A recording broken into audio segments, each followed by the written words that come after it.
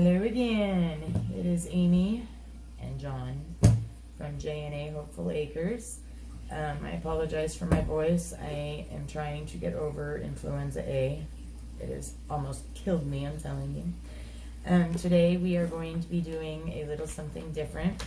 I have had a couple people ask me to I guess explain a little bit further about ham radio or amateur radio and what it is. And so I figured who better than to ask than my husband. So I guess we're going to do a little bit of a question and answer thing with him so that he can explain it a little bit more so that maybe you guys can be a little more informed. So we will start out with what is amateur radio or ham radio? Oh, I'm supposed to answer that. I thought you were. No, not me. I'm not the ham radio person. It's the amateur radio service is a licensed portion. I'm trying to think of the appropriate PC, whatever thing, but it's a layman's terms. It's the FCC sets aside chunks of frequency or sets of frequencies on different bands for amateurs to use. You have to take a test to get licensed, and there's 3 different levels of licensing. There's a technician, which is pretty much just like local stuff you can do, and then there's a general class, which is you can start doing HF, which is high frequency, or your stuff you'd see them doing back in the old days, doing Morse code on, and of course, talking on the, what they call single sideband voice over the radio. Or the new thing now is, just the digital age is using it for digital communications, because you can get a lot further and all that with it. And that opens you up to a whole lot more stuff. And then there's an extra class, which gives you a little bit more. Not more. The general is the one that gives you the most coverage of everything. But the extra class is kind of like a prestige. If you get that, it's a really complicated test. Most of the tests actually are pretty easy. They don't do, back in the day, you used to have to learn Morse code. That's all long gone. They don't do that anymore, which some people say is a good thing. Some people say it's a bad thing. But to be honest, there's actually a resurgence of people learning what they call CW or Morse code.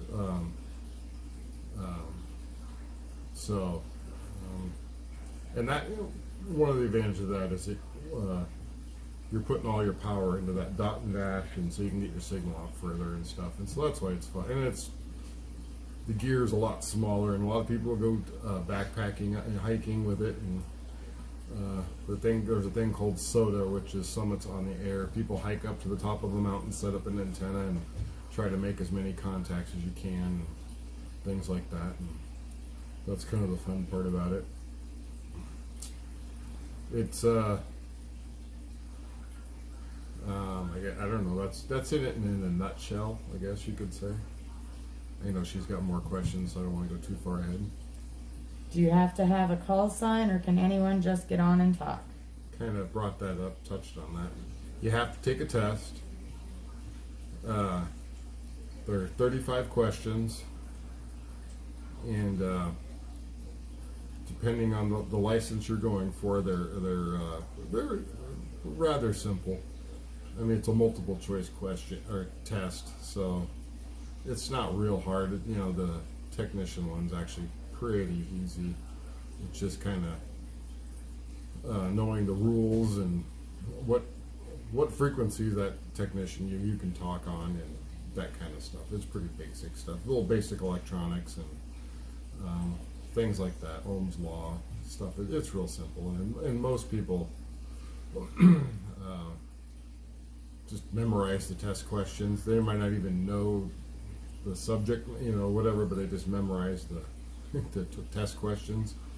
I can't remember how many questions there are in the pool, but when you take the test, you only have 35 questions on the test, but there's several hundred questions that are pretty much just all, different pools of different questions they pick from when you take a test. It's no different than taking any other test, really. Is there a certain age you have to be is there a certain age you have to be to have an amateur radio license? No. Matter of fact, there's some 5-year-olds that have taken and passed the technician tests. So basically, as long as you can talk, you can have an amateur radio test or an amateur radio license. When they give you the test, you have the option. Someone will read the questions and answers to you, and you pick, and they'll fill out the stuff for you. That is an option. So that's why, like some of the, as long, like I said, a lot of people just memorize the questions. So if you have a good memory retention, it's not a hard test to take, and then you can learn the theories and stuff later. I mean, you'll learn a little bit of it from whatever, but there are some 5-year-olds who've taken and passed the test. Now, the average age is like usually 10 or 11 is kind of the average youngest age. The 5-year-olds and stuff like that there's more than one, but those are like the exceptions to the rule. And that'd be like genius, No, they're not even. Well, they're not genius, but I mean that'd be, they're just a kid that's good with memorization, taking flashcards, whatever. It's not. It's like I say, it's not. Do that like the night before, you get them answering all the questions right. The next day you go take the test. Now, when you take a test, you can't just go anywhere. You have to go somewhere where there's they call them VEs or. I forgot what it stands for now. Basically, you're certified. You has to be a general or higher license. Can give a technician or basically any of the license, the class you hold and lower, you can give. So, but there has to be 3 of them present to grade your test, because each person goes over your test to make sure the other guy was fair. So, like if one of your buddies is one of the examiners, volunteer examiner, that's what VE stands for. One of the other volunteer examiners is like your buddy. He's not just letting you cheat or whatever. Now, unless all 3 of them are, that's another story. But there's 3 of them there just to kind of make sure everything's honest. That's what the FCC requires and all that. So. And what are you? What's your class? I'm a technician right now, but as we're recording this, which is December 30th, on the 2nd of January, I'm going to take my general test, and I've been studying and passing all the pre-tests, so I should have, hopefully, knock on wood, shouldn't have a problem. I was bullheaded in the past and went and, I know that stuff, I kind of knew it, but I knew the how everything worked and all that, but the actual way the questions were worded, I didn't, whatever, and so when I took the test, I failed. And my husband is smart, like so smart. But so I just had to sit there and crack down. There's all kinds of apps and websites. You can hamstudy.org and stuff like that. You get on and do practice tests, and then it also teaches you, or you can study, gives you the questions, and you can do everything. So. So hopefully after that, then I'll have my general license. Because like right now, my HF radio, I only have one band I can use, which is the 10-meter band, which is due to the sunspot. Excuse me, can't talk. Sunspot cycle is kind of dead right now, and hopefully when this next sunspot say that 10 times fast, sunspot cycle comes around here again, it opens back up. I can't remember what the cycle is, but every so many years the sun starts getting a lot of sunspots on it, and that improves your the bands, because radio waves bounce off the ionosphere, and as you get sunspots, it helps thicken up the different layers of the ionosphere, which is these are questions that are on the test, and different bands reflect off different layers in the ionosphere, and the sun plays a big role in that, on charging our atmosphere, or making it making it more reflective or making it less reflective. So but anyways, that's getting too geeky, I'm sorry, on some of that stuff. Okay, this is probably one of my favorite questions. So What is your call sign, and why does your call sign mean so much to both you and I? Mine is W0CES Whiskey 0 Charlie Echo Sierra. It was my dad's call sign. He was a ham for many years, and always wanted me to get into ham radio. And I was interested when I was a kid, but that was about the time. That was in the early '90s, about the time the internet came around. So I was more interested in the computers and the internet.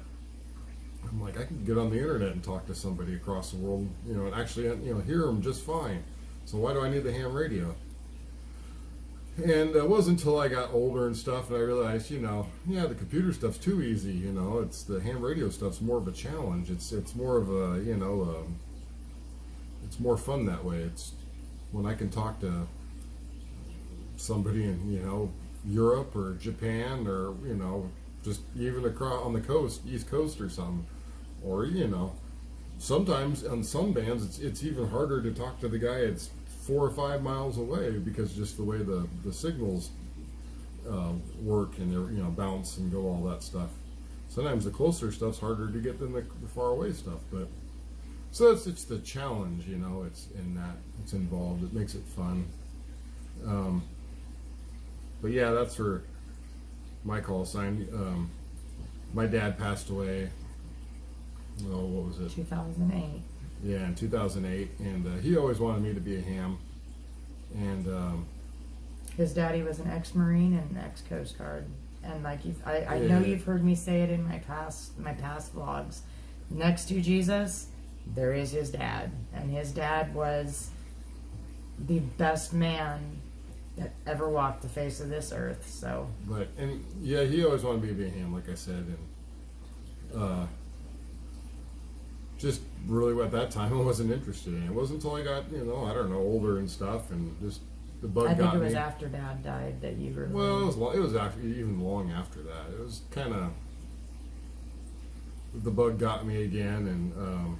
Well, and I think it was too the fact that none of your brothers. Yeah, you're the only one of the 4 brothers. And then, I used to work for communications field. I worked for Motorola for a while, doing commercial radio stuff. Installing radios in police cars and servicing them and all that kind of stuff. So that was the other thing. It was my day-to-day job and just whatever. But I've always been a computer guy, electronics guy, all that. So that was one of the things that the building, you can build your own stuff. I mean, it used to be a really popular thing, but now it's still the getting stuff and making interfaces and building your own antennas and all that kind of stuff. That's what interests me.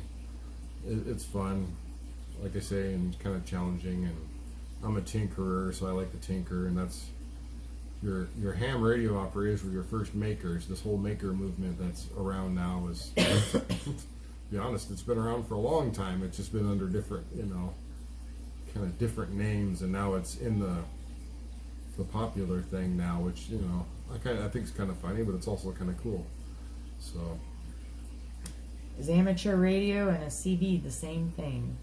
Yeah, they're radio, but the bands and licensing and that are totally different. CB radios. You don't have to have a license for a you CB don't. radio. Yeah, you don't have to have a license for it. It's kind of uncontrolled. I mean, it's a dying breed. I mean, people still use it. Where I work, we have a lot of truck drivers and stuff that come in. And I kind of look out of curiosity. There's very few truck drivers that even use CBs much anymore. I'm not to say that they don't have one in there. They use them more for the emergency type thing, I think. Back when I used to work on the road, I had one in my vehicles because it was better than a radar detector at times. But anymore, I don't know if you turned on a CB on channel 19 if you'd hear much anymore. I mean, I've talked to a couple of truck drivers say, they got their Bluetooth headsets on. They're on the phone more than they are We've got able to listen to the CB. Friend that I sub to that's Homesteader that is a semi driver.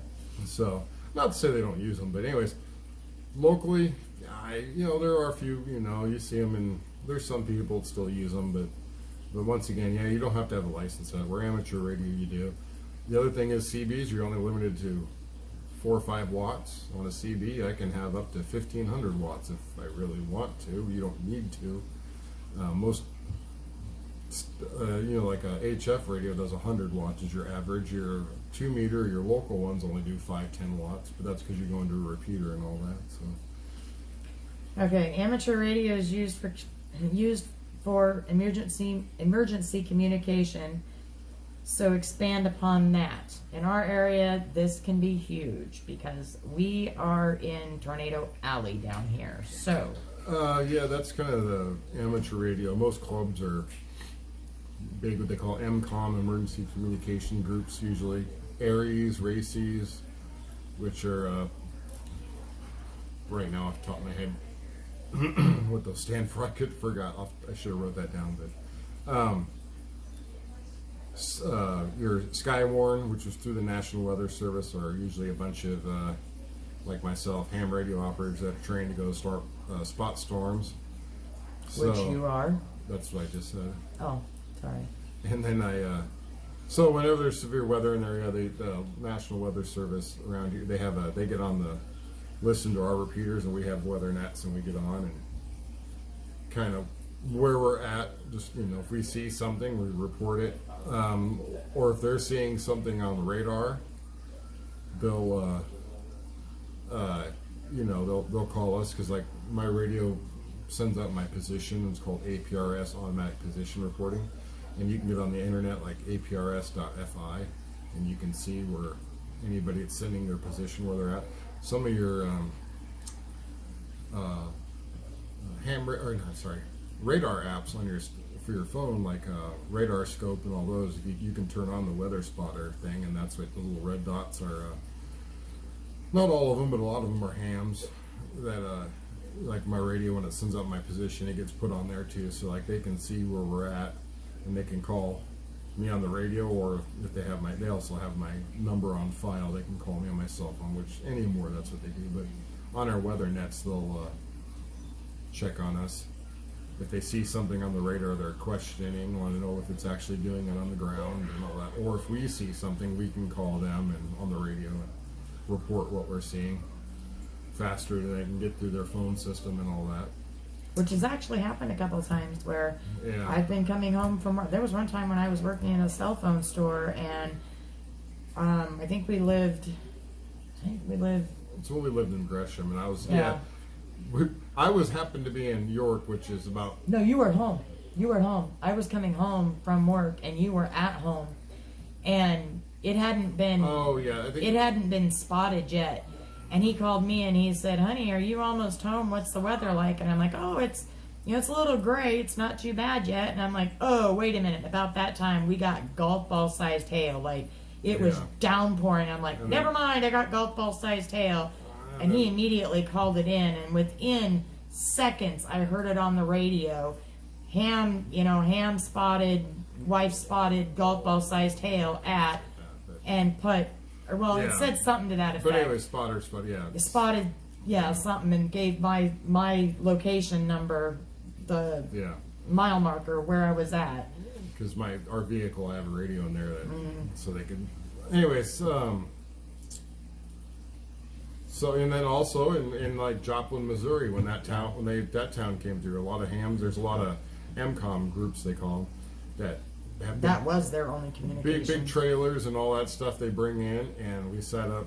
Most groups have capability of setting up some kind of satellite communications, and basically when the cell phones stop working and all your other phones work, all our radios still work. So Yep, that is your communication right there, is ham radio. with the Red Cross and a lot of groups like that, they all have a part in there that's all volunteers with Most of your fire stations have a ham radio. well, in our area. Well, our area do. I don't know about. We have volunteer fire stations, Yeah. and then a lot of them will have I guess I should say our area. All of our fire stations have a ham radio sitting in there. because there's usually somebody who can operate it, but that's basically in a nutshell. There's a lot of groups that go in and after the fact and set up communications, and then there's also just the practice stuff we do. Like when there's biking events or marathons and stuff. Yep. A lot of that's where your clubs go out and set up communication points to help count runners and all that. Like I say, on our radios, we can send data across them, so that's a big help for those organizers. our emergency communication center for the county. You know, there's a ham radio section in there where it's, you know, so God forbid something really big happened, we have HF radios in there. So like if all the, you know, you can't get the grid goes down completely, we can still communicate as long as they have power. We can communicate with and you know, somewhere across the country, or you know,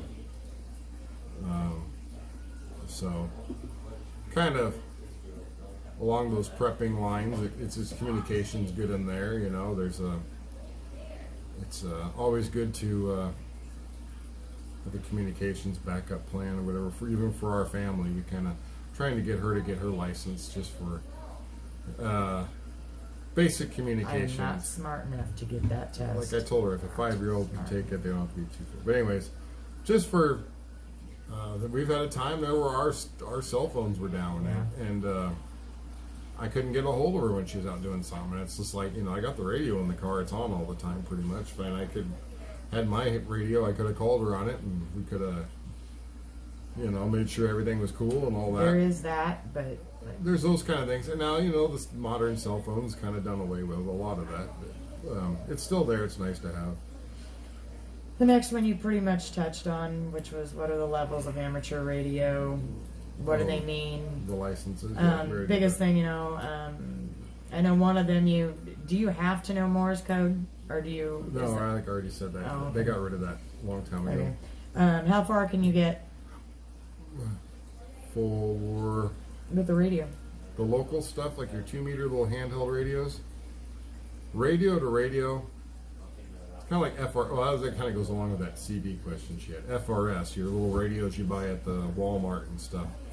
Those are kind of like the modern CB. Those run on UHF, which is your 440 megahertz ish kind of area, or 70 centimeters is what the amateur radios would call it. That's the length of the. If you could see the wave going through the air, that's how they measure things. Your 2 meters, your 4 or 70 centimeters, your 10 meters, and all. Like I say, CB's 11 meters. You're measuring from peak to peak of the wave. If you could see it in the air, so that's how they designate those bands. But anyways, your FRS radios and your GMRS radios, they're similar. Like you only get, of course, those are only at a milliwatt or a watt at the most is what they can legally put out. But you know, you can get their line of sight. So if you can basically, if you could see that person 10 miles away, you could talk to them.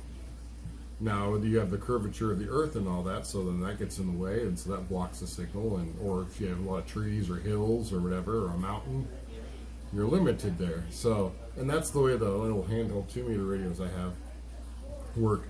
Now you can put a repeater up somewhere high in our area, because we live in a flat farmland area. We put towers up, like our club has one that's on a 300-foot tower. And so my little radio puts out 5 watts. It goes to that radio on the tower. It picks it up, rebroadcasts it at 100 watts, and it goes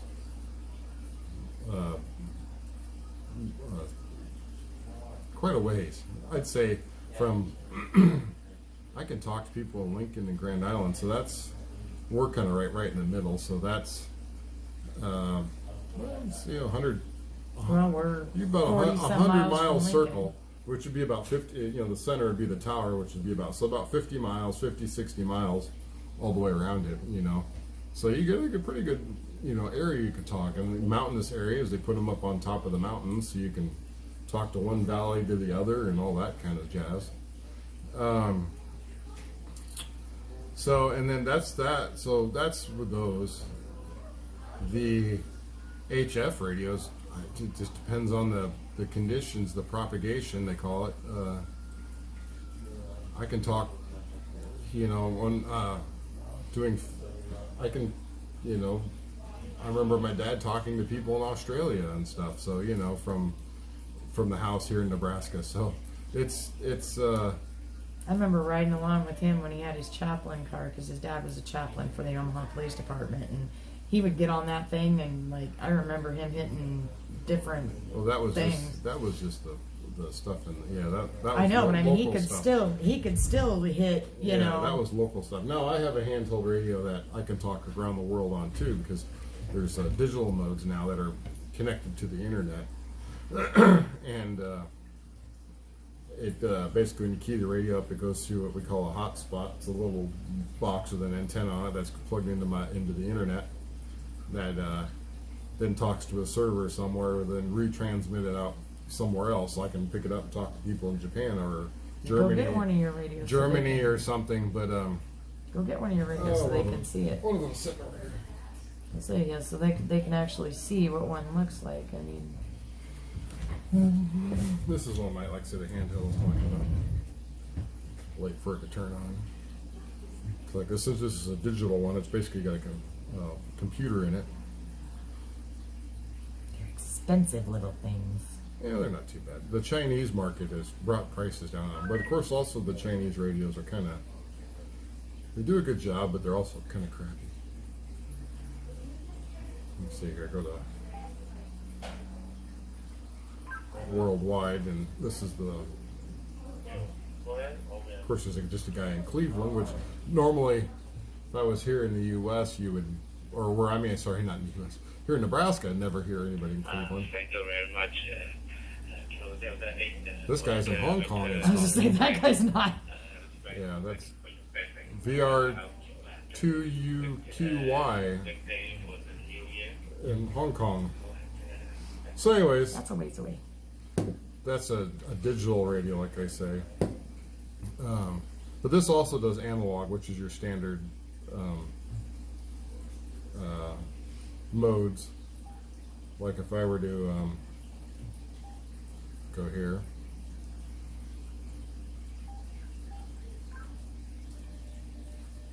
Key up our local repeater, and that's the repeater IDing itself in Morse code. W0 CES testing. Anytime you transmit, you got to identify yourself. So. And a really long antenna on here, just because kind of we're out in the country here. Every little bit helps. If you're in a city or whatever, we got things closer together. It's not so bad. So. Yeah, that's the this, and then the big ones. I mean, you can have for antennas on those. Of course, you put them out. So she shot some video of me with putting a homemade one I made just out of some old scrap conduit and stuff we had at work. I kind of put together just for something to put together to try something different, experiment. But they have. That's where it can get expensive, isn't it? You can have really cheap just out of a piece of wire, 2 pieces of wire. You can make an antenna that can talk the world, and then Some of his buddies have some really expensive antennas. Tens of thousands of dollars in antennas, or you can if you just buy some copper wire and some whatever, and you can put an antenna up too. It doesn't take much, but if you want to get out really good, the better the antenna, the better you're going to get out. And so, with the less power, and so, like I said, I just put one up. It's a really basic one I did, and it works pretty good for what I designed it for. So Now he's got to fix it though because it's bent. Yeah. Because we had really bad winds. it's made of aluminum conduit. Like I say, it was some scrap conduit we had at work, and We had a we were nice going to good throw out. windstorm. And then we've had 20, 30 mile an hour winds, sustained winds the past 2 days. I went out and looked at it today, and it's kind of bent over. So gonna have to straighten it back out. That'll be our next vlog. Well, not next vlog, but a different vlog. One of these days when it's nice out again, I have to straighten it out and put some guy wires on it. I got a 3D printer, so I like to print all kinds of things. So printed Another one of his some hobbies. some things to put on there, so I can tie some guy wires to it and all that to help stiffen it for the wind. That's the other fun thing of living on the plains is there's nothing to block the wind. Last question of the night is, what's a QSL card? And he cannot find one anywhere. I thought he had one, but he cannot I find have one. some, but I don't know where they're at.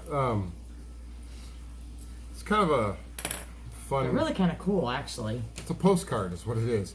whenever you QSL is a Q code, which like they have 10 codes, whatever. But on ham radio they use Q codes, which goes back to the Morse code days, because 10 codes, 10-4, 10-9, 10. yeah, but Morse code they shorten things down to like 2 and 3 letters, because it's stuff that was really easy to send when you're doing Morse code or telegraphy back in the day on the telegraph even.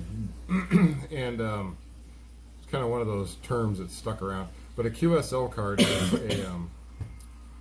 QSL means I acknowledge your receipt, or I understand what you're saying, or whatever. It's kind of what that means. And so after you make contact with someone, you log all your contacts and all that. And kind of part of the hobby is exchange QSL cards. So, say I talk to somebody. Where's the furthest one you've gotten for a QSL card? South America, and I swear you have a QSL card over on your desk. no, I have some. I know they're out in the garage in a box with some other stuff. Some stuff I haven't brought in yet. Some stuff that's still packed away from when we moved. I thought you had one right here on your desk. So, But yeah, I don't. I had to get up for a minute because my hip was hurting. Sorry. I had a cramp in it. When you make contact with somebody, like I said, you send them out a card, or they send you a card, whatever. Either way, whoever's first, or you both send them at the same time.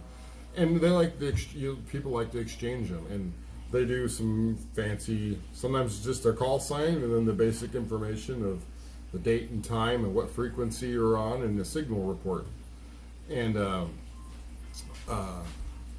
their call sign. And so that's all you really need on a card. The other thing the cards are for is kind of proof.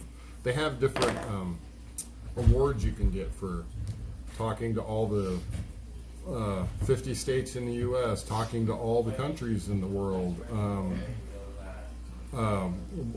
The U.S. is broken up into different zones or what groups or regions or whatever. So you get all those. There's awards. First, I say all states, and then even in the state, they have ones for working all the counties in a state. So, if you're in a smaller state, doesn't have a lot of counties, that's pretty easy. If you're in a state like Nebraska here, we got 93 counties. That can take some time, especially when there's counties where the only thing that lives there is a cow. Yeah, so we do have a couple of those. Or if that, maybe a prairie dog, and you got way out west in the sandhills, there's nothing out there. We got a couple counties here where literally the mayor, the judge, and everything is one person. Yeah, so that makes it hard to get some of those, So that's what there are people that take their radios out in their car and go sit in that county just for that reason, and so people can work that county. Anyways. So that's what a QSL card is, and a lot of people do some really fancy artwork on them. They're kind of you personalize them how you want.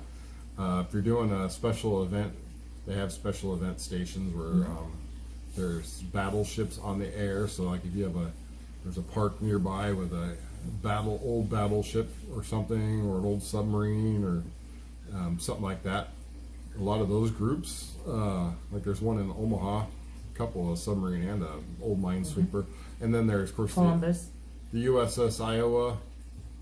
Down I can't remember where that's sitting. Columbus has got the big tank. No, that's different. That's not a ship. That's just a good thing. But there's a lot of those boats that that have the radio room in them, and that they're museum ships. I think that's what it is. It's museum ships on the air. And they've, a lot of your local hams come in and help restore the radio rooms, and they run the radio equipment. Of course, a lot of times they bring in modern equipment. And you can get cards from them. There's where's another one? It's of course this time of year you get a lot of Christmas. You can talk to Santa. Santa's on the radio. You can call the North Pole. Yep. With your kids or grandkids and actually talk to Santa Claus, which is kind of fun for the kids. Yeah, we did that a lot of years for our kids. And you get a QSL card from Santa Claus, which is kind of cool. There is 13 colonies event every year. If you talk to all, usually somebody assigned in each colony would run in a whatever. And if you get all their call signs, they send you out a fancy certificate. Well, you can get a QSL card from each of them, and they send you out a fancy certificate. And there's all kinds of awards and stuff you can get for, doing it. There's all kinds of contests. All the contest is try to make as many contacts you can, and usually it's a 24-hour time period. I know one I like to go to, we have out here is field day, where you don't have to have, Yeah. I mean, there has to be, what is it? Well, field day is it's nationwide, mainly U.S. thing through the ARRL, which is the American Radio Relay League. They're kind of the, they're not a government organization, but they're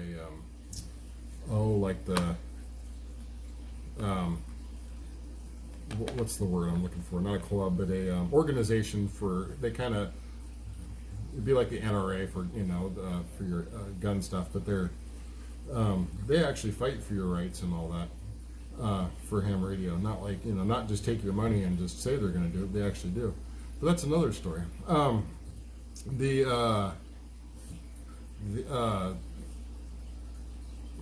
have a contest every year. It's called Field Day, and it happens in June. But it's kind of a simulated grid down, or I would doesn't have to be grid down, but basically something's happened. Most of the clubs or individuals. You take all your stuff out in the field somewhere. A lot of them go to parks. It's also a good public relation thing, so that's why a lot of time you go to parks and things. We go to a guy's house. We have one of our guys in our club. He's got a farm with a lot of land, and so we cheat and go there and run on shore power and sit in an air conditioned build a garage and all that. Not all the time. No, but in past years, like when I was in Omaha, the club there. They go out to a park. They have generators, solar power, and all that stuff. You set everything up, and set all your towers and antennas are all portable. You set them all up, and then once again, you try to make as many contacts as you can in a 24-hour period, and then the club earns points and all that stuff, and so much fun. But like she was saying, a lot of those groups, like I said, it's also public relations because you don't have to have a license to do this. You go under the club license as long as you have a licensed operator there with you. Anybody can get on the air, which I won't. And because she has mic freight and all I that. have severe mic freight. But Just like I have camera freight. That's where I got the bug a lot. Like I'd go with my dad, and I'd get on the radio and say all night long, and on the radio, had a blast. And that's where I really got the bug. And then of course, kind of got whatever and. Kind of got back into it, like I said earlier. But like the kids, the boys take them and try to get them on the air. Other people come out, but don't even know what ham radio is. Like especially if you're in a park somewhere, come up like, "What are you guys doing?" You explain it to them like, "Oh, that's cool," and would you like to try? And like sure, and they try. Then they get bit by the bug, and next thing you know, it's new hams and. I would probably go get my license if it did not involve the technical part of it. Which, like I've told her, you just memorize questions. You don't even have to understand them, which is kind of silly in some ways. But so, anyways, in a nutshell, that's a convoluted, nutshell of what ham radio is. There's a lot more. It can be super geeky, and it can be we're getting to our maximum level of time here, so our SD card's about to get full here, I guess we're gonna wrap it up. Yep, we're gonna wrap it up. So this is where I will say goodbye. Thank you for joining us on our journey, and please hit that like and subscribe button and come back again. If you got any questions, put them in the comments. Yes, and we'll absolutely. Try to answer them. So. I will have John answer them for you because I know none of it. So come back and join us on our journey some more. Talk to you guys later. Bye-bye.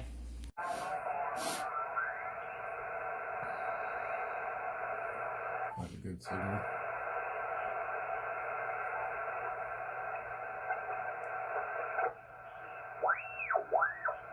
Let's try that.